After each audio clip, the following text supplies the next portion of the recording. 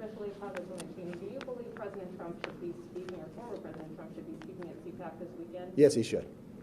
Congresswoman Cheney?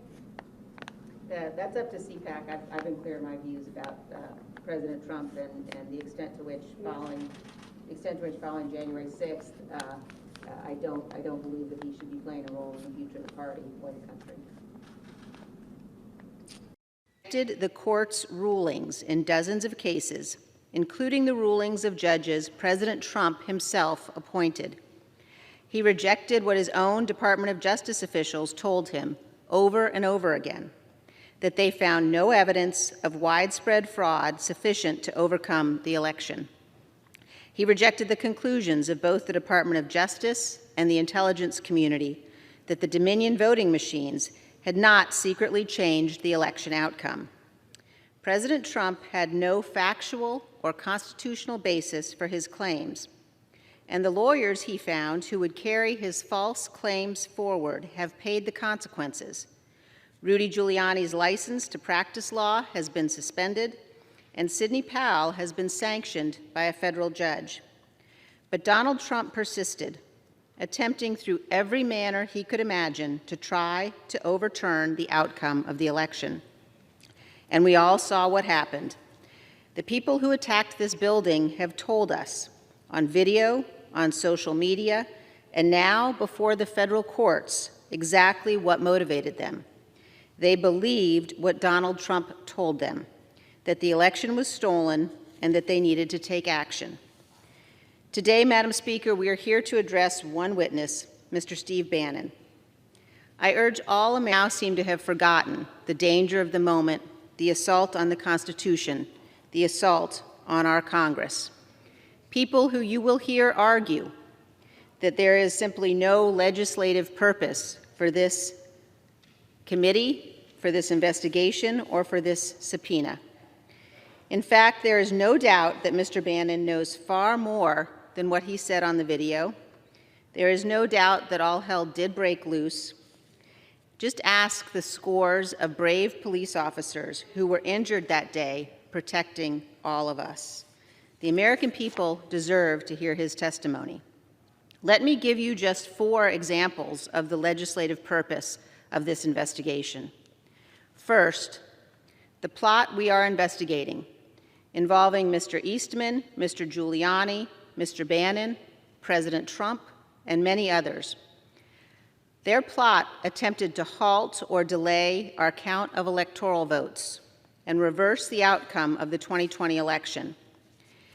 The 1887 Electoral Count Act is directly at issue, and our investigation will lead to recommendations to amend or reform that act. Second, while the attack was underway, President Trump knew it was happening. Indeed, he may have been watching it all unfold on television, and yet he took no immediate action to stop it. This appears to be a supreme dereliction of duty by President Trump, and we are evaluating whether our criminal laws should be enhanced to supply additional and more severe consequences for this type of behavior. Third, we know from our investigation to date that President Trump was pressuring the Department of Justice in late December 2020 to support his false claims that the election was stolen. Several brave and honorable Trump appointees at the department flatly refused to go along with this fraud and threatened to resign. We are evaluating what, if any, additional laws may be required to prevent a future president from succeeding in any such effort. Fourth, we know that President Trump made efforts to persuade state election officials to, quote, find votes, to change the election outcome in his favor. We are evaluating whether the criminal laws of the United States should be enhanced to make the penalty for this type of behavior even more severe, and if so, in what manner. Mr. Bannon's own public statements make clear he knew what was going to happen before it did, and thus he must have been aware of and may well have been involved in the planning of everything that played out on that day. The American people deserve to know what he knew and what he did. I reserve the balance of my time. Any person who would be third in line to the presidency must demonstrate a commitment to the Constitution and a commitment to the rule of law.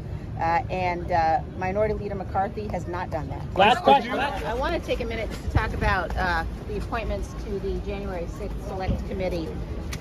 The rhetoric that we have heard from the Minority Leader is disingenuous. The attack on this building on January 6th was the worst attack on this Capitol since 1814. It was an attack on our Constitution. We supported what would have been the very best option, which was a bipartisan independent commission. The Minority Leader opposed that. He lobbied against it in the Senate, and the Senate blocked it.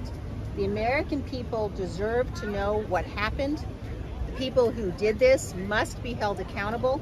There must be an investigation that is nonpartisan, that is sober, that is serious, that gets to the facts wherever they may lead.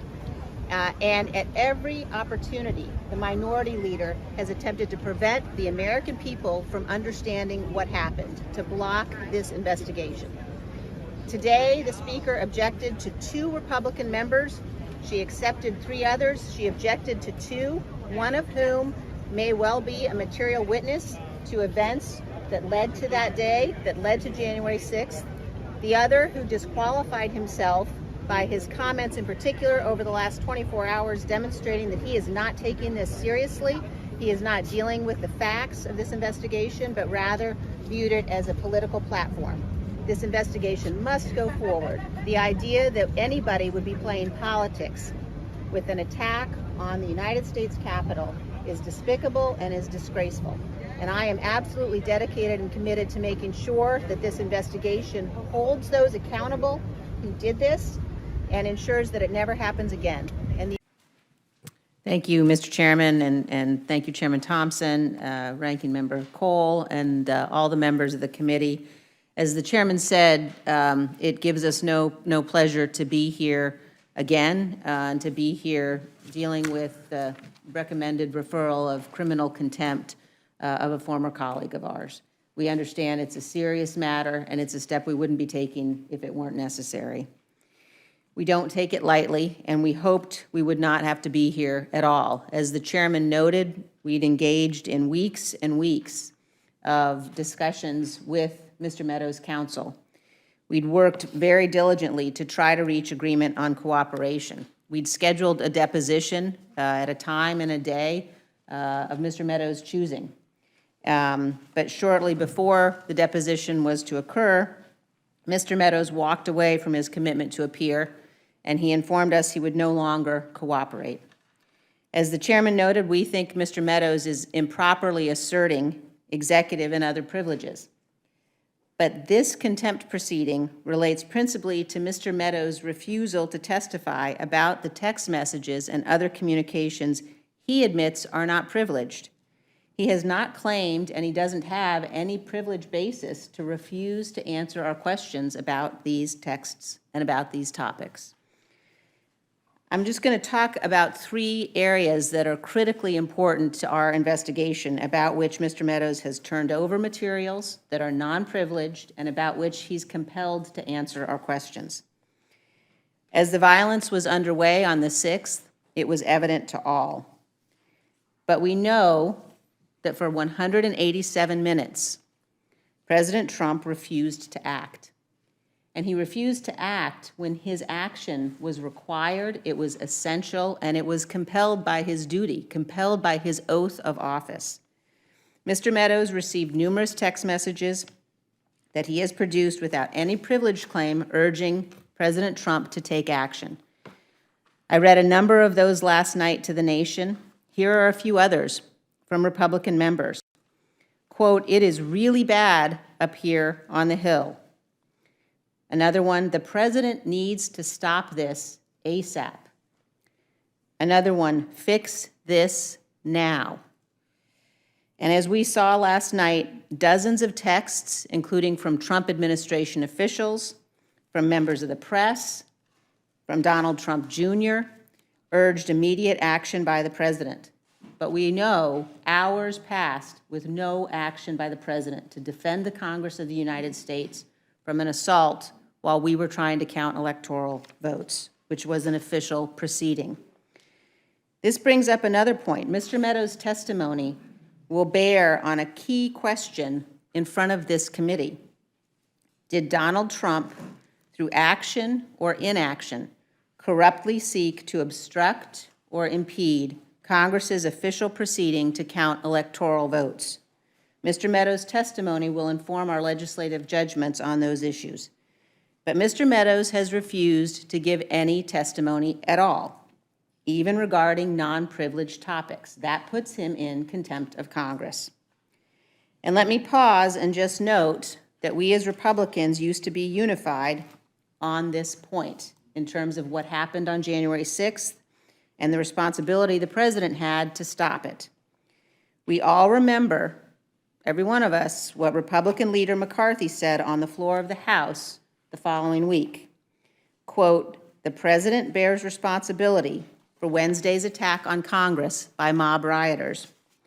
He should have immediately denounced the mob when he saw what was unfolding. These facts require immediate action by President Trump." That was Republican leader McCarthy. Mr. Meadows has also got knowledge regarding President Trump's efforts to persuade state officials to alter their official election results. In Georgia, Mr. Meadows participated in a phone call between President Trump and Georgia Secretary of State Raffensperger. He was on the phone when President Trump asked the Secretary of State to, quote, "find 11,780 votes to change the result of the election in Georgia." At the time of the call, Mr. Meadows, according to texts he has turned over, appears to have been texting at least one other participant on the call. Again, Mr. Meadows has no conceivable privilege basis to refuse to testify on that topic, and doing so puts him in contempt of Congress. Finally, in the weeks before January 6th, we know that President Trump's appointees at the Justice Department told him repeatedly that his claims of election fraud were not supported by the evidence. They told him the election was not, in fact, stolen. President Trump intended to appoint Jeffrey Clark as Attorney General, in part so that Mr. Clark could alter the Department of Justice's conclusions regarding the election. Mr. Clark has now informed the committee that he anticipates potential criminal prosecution related to these matters, and he intends in upcoming testimony to invoke his Fifth Amendment privilege against self-incrimination. As Mr. Meadows' non-privileged texts reveal, he was communicating multiple times with a member of Congress, a currently serving colleague of ours, who was working with Mr. Clark. Mr. Meadows has no basis to refuse to testify regarding those communications. He is in contempt. January 6th was without precedent. There has been no stronger case in our nation's history for a congressional investigation into the actions of a former president. We must investigate the facts in detail, and we are entitled to ask Mr. Meadows about the non-privileged materials he has produced to us. Any argument that the courts need to resolve privilege issues first is a pretext. We need to question him about emails and texts he has given us without any privilege claim. His role in the Raffensperger call cannot be privileged, nor can his dealings with a member of this body regarding Jeff Clark.